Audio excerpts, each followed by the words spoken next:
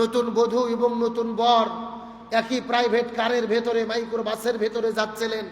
হঠাৎ করে নৌবাহিনীর একটা গাড়ির সঙ্গে অ্যাক্সিডেন্ট করে একই সঙ্গে 14 জন ব্যক্তি এই পবিত্র রমজানে রোজা রেখে তারা দুনিয়া থেকে বিদায় নিয়ে চলে গেলেন। কি নিদারুণ ঘটনা, কি মর্মান্তিক করুণ ঘটনা।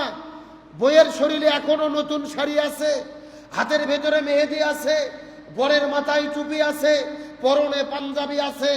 নতুন বর এবং বধূ কি সুন্দর নতুন সাজে তারা সেজেছিলেন। গতকালকে হওয়ার কথা ছিল তাদের জীবনের সবচাইতে আনন্দের দিন, অথচ গতকাল কি হলো তাদের জীবনের সবচাইতে বেদনার দিন, সবচাইতে কষ্টের দিন।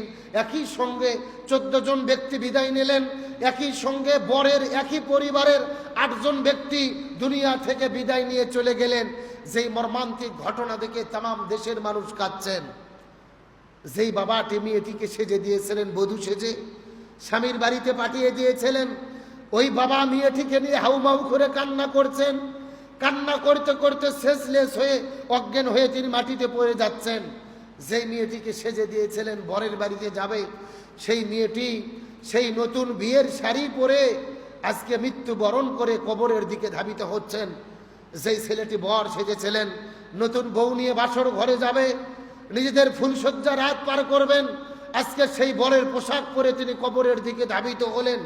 বিবাহ হলো কিন্তু বাসর সম্পূর্ণ হলো না।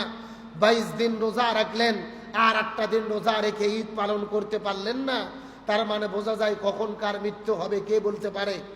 সুতরাং বলতে চাই মুসল্লি ভাইরা, এই যে রমজান আমাদের মধ্যে থেকে বিদায় নিয়ে চলে যাচ্ছে, আর মাত্র 7টা দিন আমাদের ভেতরে আছে, এই সময়টাকে আমাদের কাজে লাগাতে হবে। আমরা সামনের বছর আবারও এই রোজা ফিরে পাবো, আবারও এই রমজান পাবো, আবারও লাইলাতুল কদর পাবো, আবারও ইতিকাফ করতে পারবো, আবারও ঈদ পালন করতে পারবো। এর কোনো গ্যারান্টি